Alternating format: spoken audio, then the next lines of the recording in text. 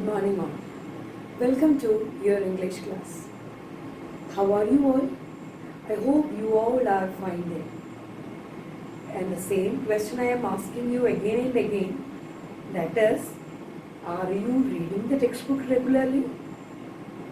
Are you reading your textbooks? And have you completed your notebooks? Are you checking the glossary page? Are you studying the difficult words regularly? There are many difficult words in this chapter. So, some words are explained in very detail in the glossary page. So, you have to read and study those words that is mentioned in the glossary page. അതായത് നമ്മുടെ text ബുക്കിൽ ഒരുപാട് difficult words ഉണ്ട്. അതിലൊരു 9-10 വാക്കുകൾ ഈ പാഠഭാഗവുമായി ബന്ധപ്പെട്ട കുറച്ച് വാക്കുകൾ ആ ഗ്ലോസറി പേജിൽ എക്സ്പ്ലെയിൻ ചെയ്തിട്ടുണ്ട്. അത് നിങ്ങൾ വായിക്കുകയും അതിൻ്റെ meaning in English you have to study. മനസ്സിലായോ? ചില വൺ വേർഡ് ക്വസ്റ്റ്യൻ ആയിട്ട് അത് പാരഗ്രാഫിൽ നിന്നും പിക്ക് ഔട്ട് ചെയ്യാനുള്ള ഒരു ക്വസ്റ്റ്യൻ പോലെ ചില ക്വസ്റ്റ്യൻ പേപ്പറുകളിൽ കാണാറുണ്ട്. So you have to read and study those words that is mentioned in the glossary page. I hope you all are doing this. Okay, come back to our class. So now we have completed the story of the boy. How far is the river? Hope you all enjoyed the story. And I'm asking you a question. Do you have an ambition in your mind? Will you work hard to attain this goal like the boy in the story? Do you have an aim in your life? Will you work hard to achieve that? നിങ്ങളുടെ മനസ്സിലും ഒരു ചെറിയ ലക്ഷ്യമുണ്ടോ നമ്മുടെ ഈ ബോയെ പോലെ? ഇനി ആ ലക്ഷ്യം മനസ്സിൽ വെച്ച് വെറുതെ ഇരിക്കുകയാണോ വേണ്ടത്? No, you have to work hard to achieve the goal. ആ ഗോൾ കിട്ടുന്നത് വരെ നമ്മൾ വർക്ക് ഹാർഡ് ചെയ്തുകൊണ്ടേ ഇരിക്കണം. നിങ്ങൾക്കും ഇതുപോലെ ഒരു ഗോൾ ഇപ്പോൾ നിങ്ങളുടെ മനസ്സിൽ ഉണ്ടായിട്ടുണ്ടാവുമെന്ന് ടീച്ചർ വിചാരിക്കുന്നു. നിങ്ങൾ അതിനു വേണ്ടി ഹാർഡ് വർക്ക് ചെയ്യുന്നു ഞാൻ വിചാരിക്കുന്നു. Okay, now I M inviting your attention towards activity number 2. Take your textbook. All of you take your textbook. Page number 13, activity 2. There you can see a small paragraph. A small paragraph is actually the thought of a boy who went for the nature walk. Do you remember? We all went for a nature walk. Yes, I know you all are remembering that. So this boy is already written a thoughts that after completing his nature visit. അവൻ്റെ natural visit complete ചെയ്തതിന് ശേഷം അവൻ എഴുതിയ ഒരു തോട്ടാണ് നമ്മളിവിടെ തന്നിട്ടുള്ളത്. Thoughts എല്ലാവരും നമ്മൾ പഠിച്ചിട്ടുള്ളതാണ്. നിങ്ങൾക്ക് എല്ലാവർക്കും തോട്ട്സ് എഴുതാനൊക്കെ അറിയാം. നമുക്ക് ഈ കുട്ടിയുടെ തോട്ട്സ് ഒന്ന് വായിച്ചു നോക്കിയാലോ. First you have to read, then I will read and explain. Will you read it? Okay, now I will read it for you. Listen and while I am reading look in to your text book. Teacher വായിക്കുമ്പോൾ text ബുക്കിലേക്ക് നോക്കിയിരിക്കണം കേട്ടോ. Recently, I visited a mountain valley, the magnificent valley of Kashmir. It was surrounded by snow-capped lofty mountains which made it a land of spring and beautiful lakes. For a moment, I wondered whether I was in heaven. Really, Kashmir is a land of paradise. Do you understand anything? ഈ കുട്ടി പോയത് എവിടെയാണ്? Mountain Valley, കാശ്മീരിലെ ഒരു പർവ്വതത്തിൻ്റെ താഴ്വരയിലേക്കാണ് നമ്മുടെ ഈ കുട്ടി ഒരു വിസിറ്റിന് പോയത്. അതിനുശേഷമുള്ള അവൻ്റെ അനുഭവമാണ് അവിടെ തന്നിട്ടുള്ളത്. റീസെൻ്റ്ലി, ഈ അടുത്ത സമയത്ത്, I visited a mountain valley, ഞാനൊരു താഴ്വര സന്ദർശിക്കാനിടയായി. The magnificent valley of Kashmir. Magnificent means അതിഗംഭീരമായ മനോഹരമായ കാശ്മീർ താഴ്വരയാണ് ഞാൻ സന്ദർശിച്ചത്. It was surrounded by snow capped lofty mountains. അവിടുത്തെ മൗണ്ടൻസ് എങ്ങനെയുള്ളതായിരുന്നു? സ്നോ ക്യാപ്ഡ് ആണ്. മഞ്ഞിന്റെ തൊപ്പി അണിഞ്ഞിട്ടുള്ള ലോഫ്റ്റി മൗണ്ടൻസ്. ഒരുപാട് പൊക്കമുള്ള വലിയ സ്നോ ക്യാപ്പ് ഒക്കെ ഇട്ടിട്ടുള്ള വലിയ മൗണ്ടൻസ് ആണ് എനിക്ക് അവിടെ കാണാൻ സാധിച്ചത്. And which made it a land of springs and beautiful lakes. അത് മാത്രമാണോ അവിടെ ഉള്ളത്? അപ്പോൾ which made it a land of springs. Spring സീസണിലെ ഒരു ലാൻഡ് പോലെ എനിക്കത് തോന്നിച്ചു. മഞ്ഞു പുതച്ചു കിടക്കുന്ന ആ ഒരു ലാൻഡ് എനിക്ക് കണ്ടപ്പോൾ, ആൻഡ് ബ്യൂട്ടിഫുൾ ലേക്സ്, അവിടെ എന്തും കൂടെ ഉണ്ട്, ഒരുപാട് ഭംഗിയുള്ള ലേക്കുകളും മഞ്ഞ് പുതപ്പണിഞ്ഞു നിൽക്കുന്ന ഈ മൗണ്ടൻസും ഒക്കെയായി നല്ല ഗംഭീരമായ ഒരു കാഴ്ചയായിരുന്നു ഈ കുട്ടി അവിടെ കണ്ടത്. ഫോർ എ മൊമെന്റ്, ഒരു നിമിഷത്തേക്ക് ഐ വണ്ടേർഡ്, ഞാൻ അത്ഭുതപ്പെട്ടു പോയി. Whether I was in heaven, ഞാൻ സ്വർഗത്തിലെത്തിയോ എന്ന് ഞാൻ ഒരു നിമിഷമെങ്കിലും സംശയിച്ചു പോയി. Really Kashmir is A land of paradise. ഒരു സംശയവുമില്ലാതെ നമുക്ക് പറയാം കാശ്മീർ ഒരു പാരഡൈസ് ആണ്, സ്വർഗം തന്നെയാണ് എന്ന് നമുക്കൊരു സംശയവുമില്ലാതെ പറയാം. This is the thought written by this poem. I think you have enjoyed the thought of this poem. The question is, just under you can read a question. Question A, identify the words or phrases he uses to express his thoughts. Write them below. നിങ്ങളോട് ആവശ്യപ്പെടുന്നത് ഈ ഒരു thought വായിച്ചപ്പോൾ ഇതിലേതോ ഒരു phrase അല്ലെങ്കിൽ ഒരു word അവൻ്റെ യഥാർത്ഥമായ അവൻ്റെ തോട്ടിനെ എക്സ്പ്രസ് ചെയ്ത ഒരു വാക്ക് അല്ലെങ്കിൽ ഒരു ഫ്രേസ് ഇതിലുണ്ട്. അതേതാണെന്ന് കണ്ടുപിടിച്ച് അതിൽ അണ്ടർലൈൻ ചെയ്ത് അതെടുത്ത് താഴേക്ക് എഴുതാമോ എന്നാണ് ചോദ്യം. Can you do it? What is the speciality of a thought? നമ്മളിത് ഡിസ്കസ് ചെയ്തതാണ്. നമ്മൾ ഒരുപാട് തോട്ട് 5ലും 6ലും നിങ്ങൾ LP ക്ലാസ്സിൽ വരെ എഴുതിയിട്ടുണ്ടാവുമെന്ന് എനിക്കറിയാം. നമ്മൾ എഴുതിയതാണ്. എന്നാലും ഞാൻ ചോദിക്കുകയാണ്, ഈ തോട്ട്സിന്റെ ഒരു പ്രത്യേകത എന്താണ്? അത് കണ്ടുപിടിക്കാൻ വളരെ എളുപ്പമാണ്. കാരണം അതിൽ ഐ എന്ന് പറഞ്ഞിട്ടുണ്ടായിരിക്കും. ഞാൻ, എൻ്റെ തോട്ട് ഞാൻ പറയുമ്പോൾ എങ്ങനെ പറയാം? എനിക്ക് ഭയങ്കര അത്ഭുതം തോന്നി എന്നൊക്കെയാണ് ഞാൻ പറയാ, അല്ലേ? അപ്പൊ ഐ എന്നുള്ള ഫസ്റ്റ് പേഴ്സൺ ഉപയോഗിച്ചിട്ടുള്ള സെന്റൻസ് അവിടെ നിങ്ങൾക്ക് കാണാൻ സാധിക്കുന്നുണ്ടാവും. ഒന്നും കൂടി ഒന്ന് നോക്കൂ. ശരിക്കും ആ കുട്ടിയുടെ മനസ്സിലൂടെ കടന്നുപോയ ചിന്ത അതേപോലെ എഴുതിയിട്ടുള്ള ഒരു വാക്ക് അല്ലെങ്കിൽ ഒരു ഫ്രേസ് നിങ്ങൾക്ക് കാണാൻ പറ്റുന്നുണ്ടോ? അതെ, ശരിയാണ്. ഏതാണത്?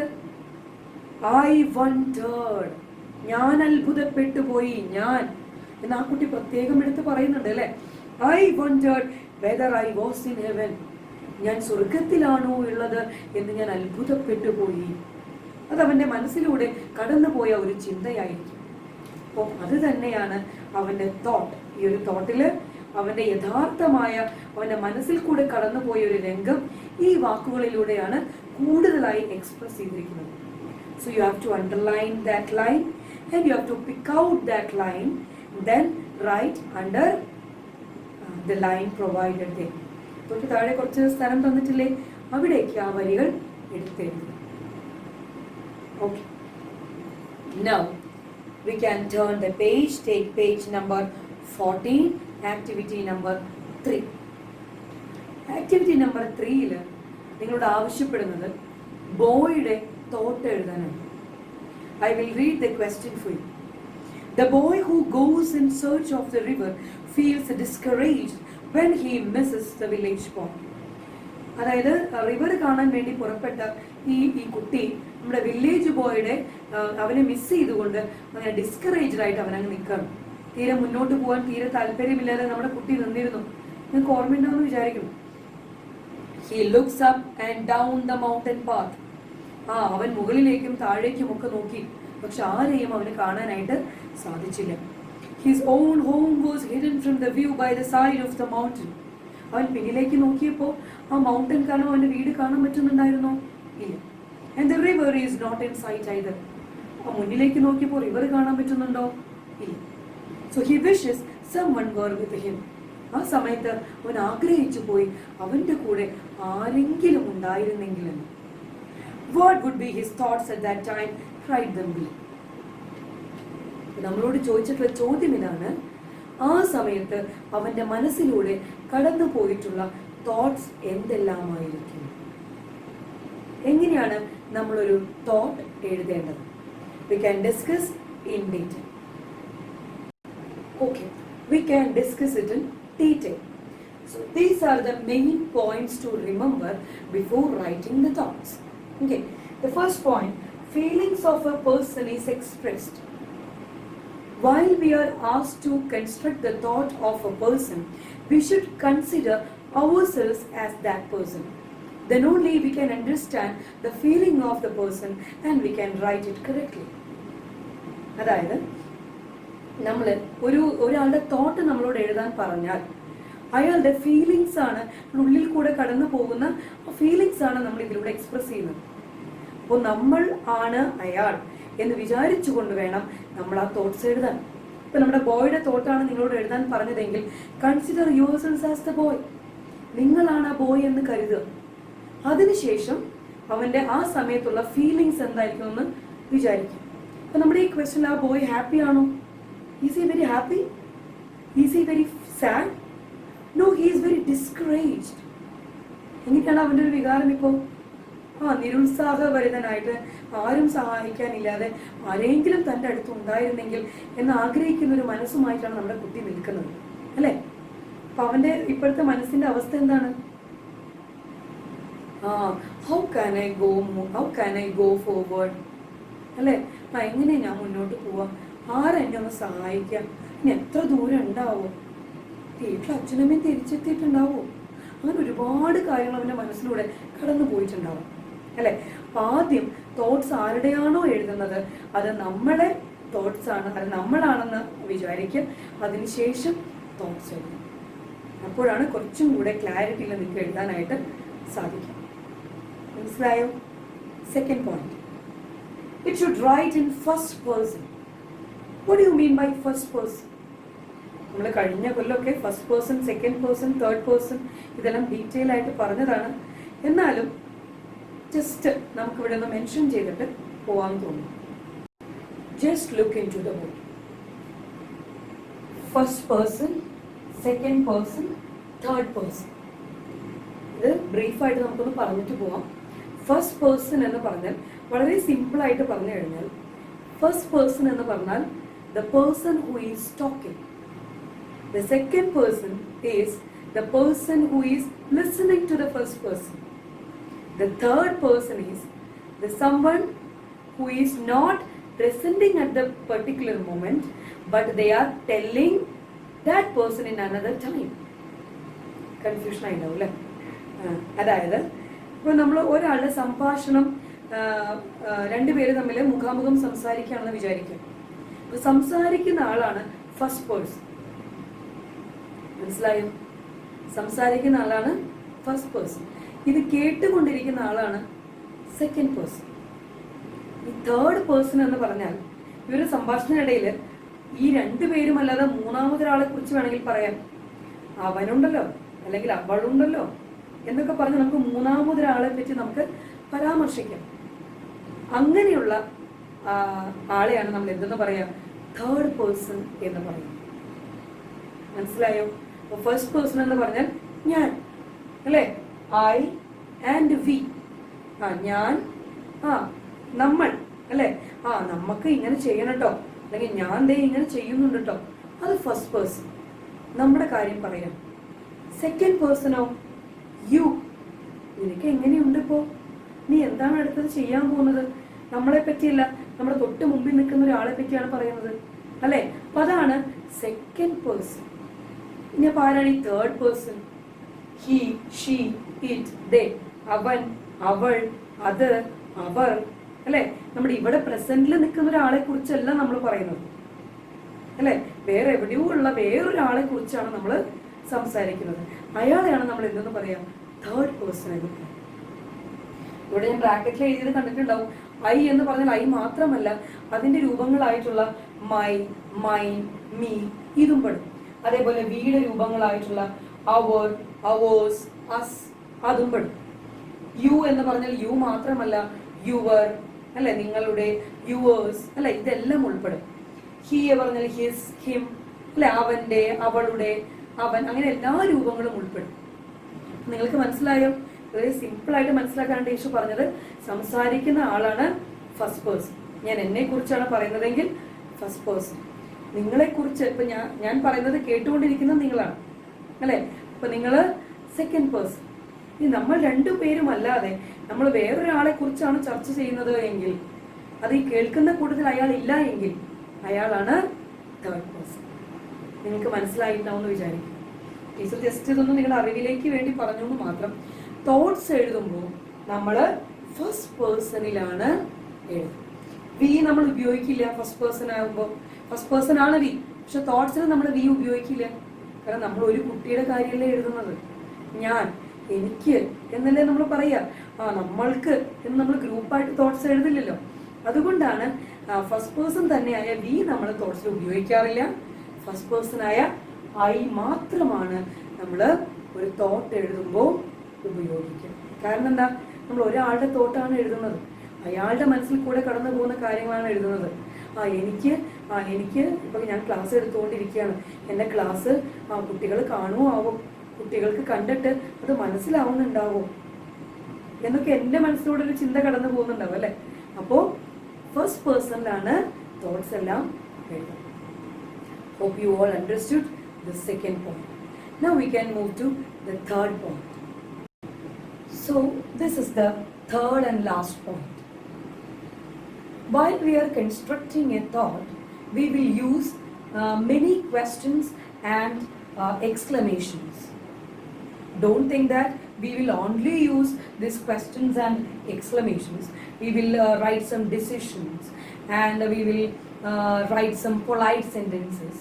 So all this will include in our thoughts, but generally we can construct a thought by including such type of sentences.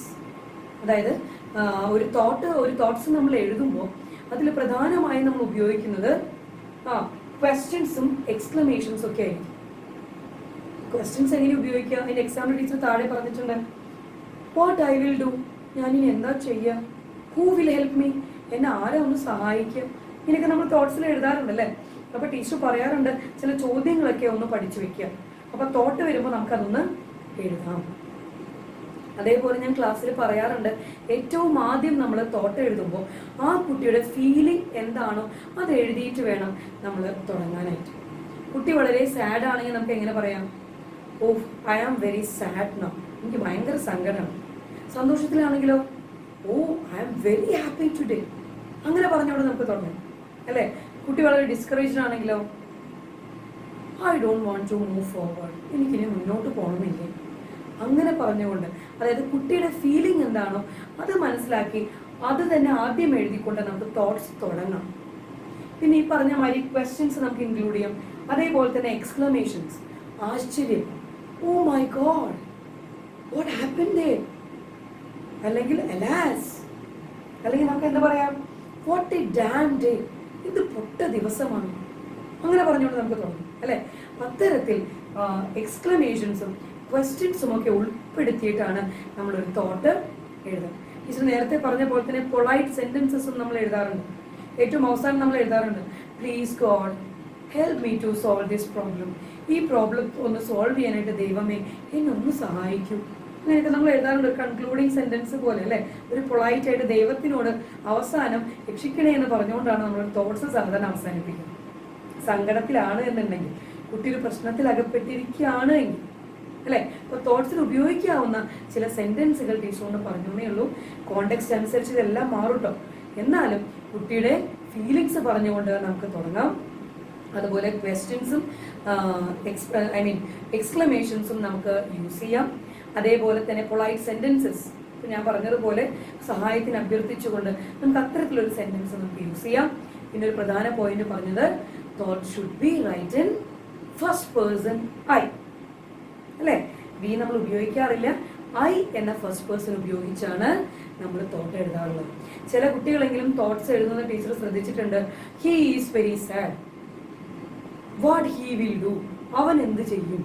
അത് നമ്മൾ ആലോചിക്കേണ്ട കാര്യം എന്താ, ഞാൻ പറഞ്ഞു നമ്മളൊരു കുട്ടിയുടെ തോട്ട് എഴുതുമ്പോൾ ആ കുട്ടി നമ്മളാണെന്ന് വിചാരിക്കാം, എന്നിട്ട് വേണം നമ്മൾ തോട്ട്സ് എഴുതാൻ. അപ്പോഴാണ് നമുക്ക് ശരിയായിട്ട് ആ തോട്ട്സ് കംപ്ലീറ്റ് ചെയ്യാനായിട്ട് സാധിക്കും. ഇപ്പൊ നിങ്ങൾക്ക് തോട്ട്സ് എഴുതാൻ ഒരു കോൺഫിഡൻസ് ഒക്കെ കിട്ടിയോ? നമ്മൾ മുമ്പ് പഠിച്ചതാണ്, എന്നാലും കുറച്ചും കൂടി നിങ്ങളൊന്ന് സഹായിക്കാൻ കുറച്ച് പോയിന്റുകൾ ടീച്ചർ പറഞ്ഞു എന്ന് മാത്രം. ഇനി നമ്മുടെ ആ ബോയുടെ തോട്ട്സ് നിങ്ങൾക്കൊന്ന് എഴുതിക്കൂടെ? Yes, this is the homework of this class. Write the thoughts of the boy. So we can meet in the next class.